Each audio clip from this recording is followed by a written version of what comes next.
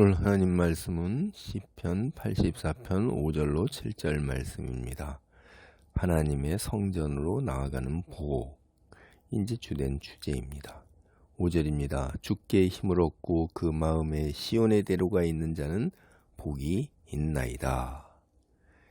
하나님의 집에서 사는 것이 가장 큰 축복이라고 이제 앞에서 얘기를 했어요.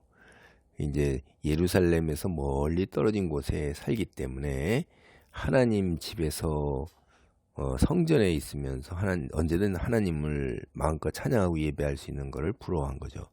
근데 이제 여기에서 순례길을 갈 수 있는 것도 큰 축복이라고 생각하는 것입니다. 순례길을 아무나 갈 수 있는 것이 아니기 때문에 그렇습니다. 예루살렘으로 순례를 갈 수 있는 사람은 주님 안에서 힘을 얻는 사람이에요. 5절 주께 힘을 얻고, 그들은 이제 주님이 주신 힘으로 그들 마음에 시온을 향한 그 대로를 새기는 것입니다. 마음에 시온의 대로가 있는 자 하는 게 주님이 주신 힘 가지고 앞으로 하나님이 계신 성전이 있는 시온을 향해서 나아갈 길을 갖다가 새긴다 하는 걸 비유적으로 그렇게 표현을 한 거죠. 그래서 직설적으로 얘기하면 시온을 향해 순례길을 떠나겠다, 이렇게 마음을 먹은 것을 마음에 시온의 대로가 있다라고 비유적으로 표현을 했어요. 여기 이제 시온의 대로 이렇게 했는데 원문에는 이제 시온이라는 말이 나오지는 않습니다. 근데 여기다 의역을 한 건데, 왜냐하면 이 대로 이렇게 된 거는 이제 길, 사실은 길들 이런 뜻이에요. 그 하나님의 성전으로 향하는 그 길, 이게 이제 순례길이니까 시온으로 나아가는 길을 의미하기 때문에 그 시온이라는 말을 앞에다 넣어서 그렇게 번역을 한 거예요. 그래서 공동 번역이나 영어 성경의 대표적인 NIV 같은 거 이런 거, 혹은 70인역은 이제 순례길이라고, 마음의 순례길이 있는 자는 이렇게 번역을 했고, 새 번역이나 아가페 같은 거는 여기에다 이제 개역개정처럼 시온이라는 말을 넣었는데 큰 차이는 없습니다. 근데 아무나 시온을 향한 순례길을 갈 수는 없는 거라는 걸 앞서 말씀드렸죠. 주님께 힘을 얻어서 꼭 시온을 향해 떠나겠다고 의지를 다진 사람만이, 각오를 가진 사람만이 떠나고 그들은 복이 있는 사람이다 하는 거예요.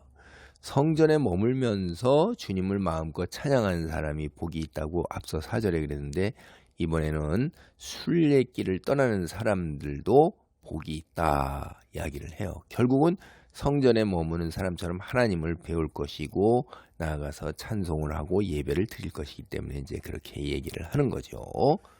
다음 6절입니다. 그들이 눈물 골짜기로 지나갈 때 그곳에 많은 샘이 있을 것이며 이른 비가 복을 채워 주나이다. 순례자들이 이제 눈물 골짜기를 지나간다. 그런데 이 원어에 쓰인 단어가 이제 바카라는 뜻인데요. 사실은 이 바카라는 말이 무슨 말인지는 정확하지는 않아요. 그래서 이게 그 눈물을 흘리다라는 동사하고 조금 비슷한데 스펠링이 조금 다르기 때문에 눈물 골짜기라고 이렇게 번역한 것은 정확한 것은 아닙니다. 이제 70인역이 눈물로 번역한 것을 이제 눈물 골짜기다. 그 새 번역하고 아가페 같은 데 따라서도 여기도 눈물 골짜기라고 번역을 한 거죠. 그럼 이게 사람이 경험하는 온갖 역경을 상징하게 됩니다. 그래서 순례자가 순례길을 떠나게 되면 집을 나서면 이제 고생이 참 많죠. 힘들고 어려운 일, 당대 고대에는 특히 이제 도적들이, 산적들 뭐 이런 많아가지고선 굉장히 생명의 위협까지도 당하는데, 힘들고 어려운 일, 공경을 당했을 때 눈물을 흘리며 시온을 나아갈 때 주님께서 순례자를 위로하고 그의 삶을 축복의 상징인 이제 물로 풍요롭게 채워줄 거다. 물이라는 게 생명이고 축복, 이런 걸 상징하는 겁니다. 이제 이게 바카가 뭐 때에 따라서는 참 뭐 이렇게 새 번역의 성경학조에서는 발삼나무 뭐 이렇게 되는 게 이제 박하가 일종의 나무를 뜻한다고도 뭐 보는 사람들도 있기 그런데 그냥 이렇게 영어 성경들은 대부분 이거를 그냥 고유명사로 해서 박하 골짜기 이렇게 해요. 그러니까 그 고유명사 고유지명인데 위치는 알 수 없지만 순례자가 시온을 향해 순례길을 나가게 되면 꼭 지나가야 되는 계곡이구나라고 이렇게 이제 우리가 이해를 하면 될 겁니다. 근데 이 골짜기가 비가 많이 내리지 않아서 이제 건조한 상태가 계속되는 곳이에요. 그게 우리가 요새 이제 와디를 생각하면 돼요. 그쪽에 그러니까 건기에는 물이 흐르지 않다가 이제 우기에 물이 흐르는 그런 골짜기.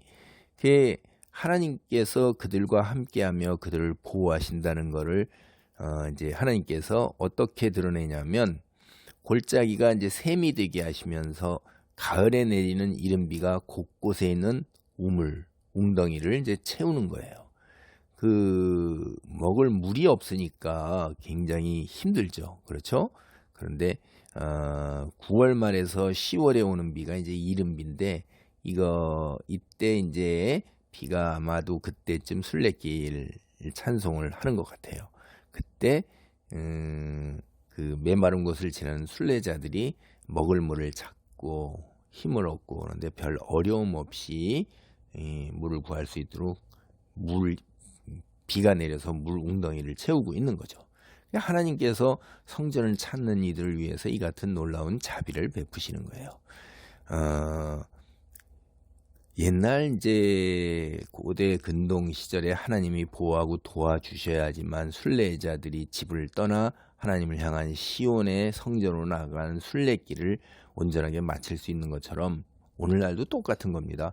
우리가 인생을 나그네 여정이라고 베드로 사도가 그렇게 얘기했는데 그리스도인으로서 삶의 여정을 사는 것이 굉장히 어려운 것입니다. 빛의 자녀로 세상과 구별된 거룩한 삶을 사는 것이 세상 사람들처럼 그 자기 중심, 자기의 삶, 그 물질적인 탐욕, 세상적인 쾌락을 내려놓고 하나님 말씀에 순종하는 걸 우선하고 기꺼이 고난과 순환까지도 때로는 뭐 그런 것까지도 손해뿐만 아니라 감수하면서 하나님 말씀 안에 머물고자 한다는 것은 거의 불가능에 가까워요.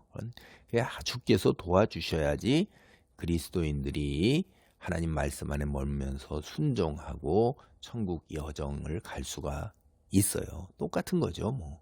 그래서 하나님께서는 격려의 상징으로 이제 우리에게 물을 주신다고 그랬어요. 순례자에게 그 물을 마시고 힘을 얻은 순례자들은 더 힘차게 목표인 시온을 향해서 나아가게 됩니다. 7절입니다.